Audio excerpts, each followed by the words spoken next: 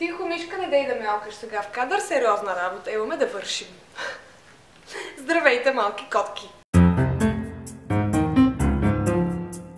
Днес си правим нещо като сторитайм. Импровизираната ми рубричка с приключенията на Поли, които си правя вместо въпроси и отговори. Та днешният епизод пристига при вас благодарение на маникюристката ми, здрасти Таня, която ми напомни как в детството ми всички слушахме чалга, защото тогава беше пикът на чалгата. И си правихме изкуствени ногти от сламки, взимахме дезодоранти или четки за коси, пред огледалото се правихме на звезди, поп-фолк звезди. Маги, ако си спомниш този бляскав момент от детството ни, поздравявам те! Това имам предвид. Истината е, че тогава това ми се струваше изключително красиво. Тогава, когато съм била на 5-6, не знам, някаква такава възраст. Така, всъщност това видео бавно, но сигурно се превръща в как да разкажа това, за което съм тук, без да паднат всички ногти от ръката ми. Така, на големите пръсти дори няма да се опитвам да си сложа, защото те едва се закрепват на тези, на другите не големи пръсти, как се казват, средните, нормални пръсти. Това ми харесва. Таня, следващия път ще правим ногти. Да помислих си, защо да не направим едно носталгично пътуване към неадекватните години между 90-те и 2010-та, когато вече някъде започнах да се оформям като човек. Та докато се чувствам като нещо средно между японска гейша и Джефри Стар, ето и някои от най-запомнящите неща, които оформиха нас, децата от 90-те, като странните хора, които сме днес. Първата неадекватност, за която се сещам, е този връх в японската технологична мисъл. Тамагочито. Това беше доказателството, че си от готините. Това е ефтината версия на домашен любимец. Значи можеш да си го храниш, да си го обичаш, да си го приспиваш, трябва да внимаваш да не умре. Велико! Който японец го е измислил това, поздравявам го. Ей така отивам с странната си ръка и му казвам: поздравления, Кикимото Тамагочи. So much cringe! Тамагочито се купуваше от всичко по 1 лев. Нямам никаква представа дали все още се продава. Днешните деца как растат без тамагочи, как се учат на любов и грижа, аз не знам. Не, няма как да няма тамагочи приложение, обаче абсурд е просто да няма. Сега ще намерим. Така. Тамагочи излиза веднага. Има My Tamagotchi Forever. Има Тамагочи приложение. Значи, не! Тръгнах да го тегля. Край. Имам Тамагочи на телефона си. Classic Virtual Pet, естествено. Можеш да го отглеждаш. То ходи на приключения. Трябва да се грижиш за него всеки ден и даже трябва да следиш здравето и настроенията му. Трябва да се грижиш да бъде щастливо. Уверих се, че има Тамагочи приложение. Спокойна съм за днешните деца. Има надежда. 2. Домашния телефон. Спомняте ли си това чудо? Домашния телефон. Това ми беше любимото, просто. Цял ден в училище бях с най-добрата си приятелка, след това се прибирахме по къщите си, звъняхме си по домашния телефон и цял ден си говорим. Уж да учим заедно, ама... Всъщност просто обсъждахме горещите клюки от 5-ти клас. Пикантният живот на петокласниците. Тогава нямаше такива неща като чат, SMS-и, любимия ми Инстаграм. Имаше телефон с жичка, в която се оплиташ, докато лежиш в коридора до майката. Майката, така се казва. Така се казва тялото на домашния телефон, нали? После като пуснаха и безжичния телефон, тогава вече просто го взимаш и отиваш с него и в тоалетната. Ето. Единия падна. Бай-бай! Сега, ако видя името на най-добрата ми приятелка да ми звъни вместо да ми пише, по-скоро ще се притесня, отколкото нещо друго. Дайте да го пробваме това сега. За целите на видеото, това трябва си този експеримент. Ало! Във видео си. Кажи ми какво изпита, когато видя името ми да ти звъня. Няма време да реагирам, защото веднага ти вдигнах. Съдих ли се? Какво? Съдих се, нали? Не, това беше експеримент, така че всеки отговор е верен. Добре, ами стана ми приятно при всички положения, но няма време за реакция. Добре, хубаво. Добре, успех с видеото. Айде, чао. Айде.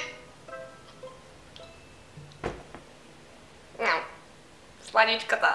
Добре, този експеримент се провали. Представях си, че ще каже Пуна. Тогава имаше видеотеки. Майко, това е с митологична стойност. Малко спретнато китно магазинче, пълно с дискове, преди това и с видеокасети, но аз си спомням с дискове и можеш да си наемеш за един ден диск срещу 1 левче. И аз всеки ден след училище отивах и си наемах там по 1, 2, 3 филма, там за колкото съм имала парички, не знам. А това е толкова дразнищо.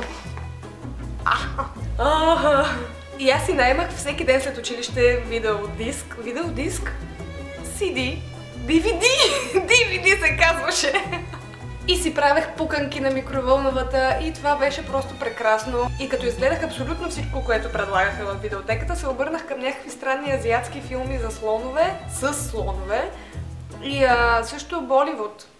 По едно време гледах и Боливуд. Малко след това видеотеките умряха завинаги. Те наистина ми липсват. Имаше нещо много романтично в това, просто да отидеш, да си наемеш DVD и да си го гледаш. Замунда, много те обичам, обаче ти отрепа всяка романтика. Да си го кажем направо. И както сме на вълна с филмчета, хора, Cartoon Network не беше дублирано. И все още филмчетата не бяха гадни. Представяте ли си това? Денонощно вкъщи се гледаше Cartoon Network, беше усилено на макс. И баща ми и майка ми постоянно ми казва, хайде намали си го и без това не го разбираш, защото беше на английски. Обаче аз перфектно го разбирах. Перфектно го разбирах с Декстър и Диди и с Powerpuff Girls, говорихме на един и същи език и аз нямах никакво намерение да си ги намалям. Обаче онова там с кравата и спилето имаше там нещо съвсем съвършено сбъркано, хич не го харесвах, нещо наистина не му беше наред на това филмче Но най-важното от всичко беше, че изобщо, ама никак не бяха дублирани на български език и това беше прекрасно. Кораж, смелото куче. Така му викат сега. Кораж, смелото куче. Как Кораж, смелото куче, бе? Това е филмчето за онова лилавото куче, страхливото, на което баба му беше там и ужасният му дядо и постоянно му се случваха някакви ужасни, страшни неща. Така се казваше това филмче. Не Кораж, смелото куче. И после дойдоха H2O и Селена Гомес и Хана Монтана и Глория Стаймс. Междувременно ядяхме ледени сокчета. Няма как да не си спомняте ледени сокчета. Ако сте деца от 90-те, не ме лъжете. Ледени сокчета is the real deal. Не, това не го промотирам, не го препоръчвам обаче. Сокче от 10 стотинки, парче лед в пластмасова чашка и ако е достатъчно добре замразено, можем супер ясно да видим всички химикали от цветители, с които е отцветено. И е сладко, и е освежаващо, и е прекрасно. И въобще, кой ти има пари за сладолед по това време? Това е края на 90-те.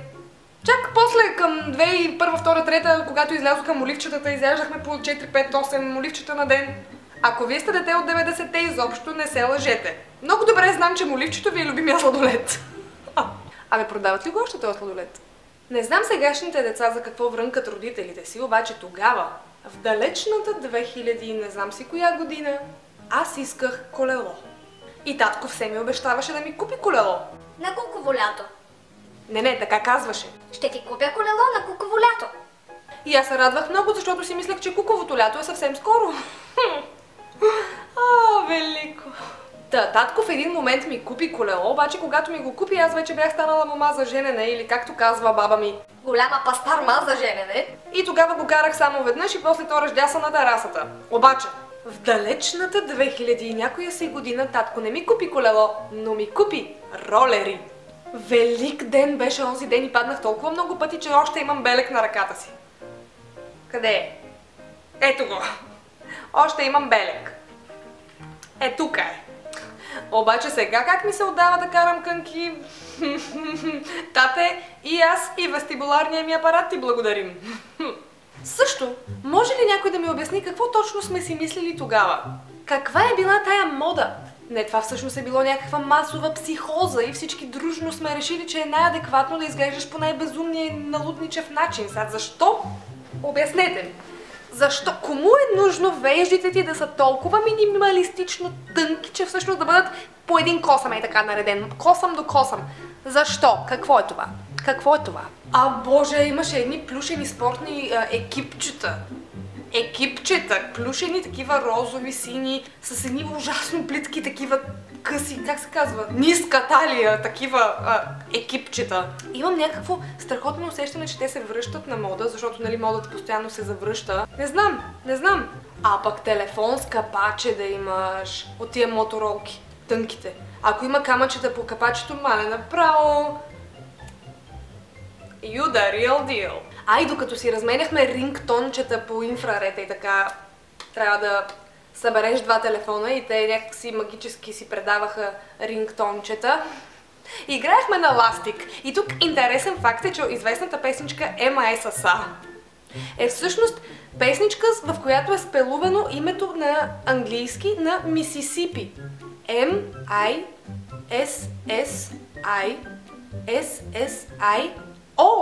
P.P.I. Life changer. Поли, тази информация спасява животи. Браво, Поли! Това са някои от спомените от моето знаменито детство през 90-те и 2000-те, или както се казват. Ако вие сте дете на 90-те, спомнете си, не сте ли правили това? Така пред огледалото. Ако си спомняте да сте правили това или някаква друга глупост, и ако си спомняте някои други странности на това време, странностите на времето, в което израснахме, моля ви, споделете ми ги в коментарите. Може да харесате това видео, може да се абонирате за канала ми, защото днес е Международният ден на театъра и днес, на Деня на театъра, станахме 10 000 малки котки. Ако искате, абонирайте се за канала ми и вие, натиснете онази прословута камбанка и ще се радвам да ми пишете и в Инстаграм. Не знам какво друго да кажа, много се вълнувам и много ви благодаря, че гледахте. Обичам ви много, ходете на театър и котта кос!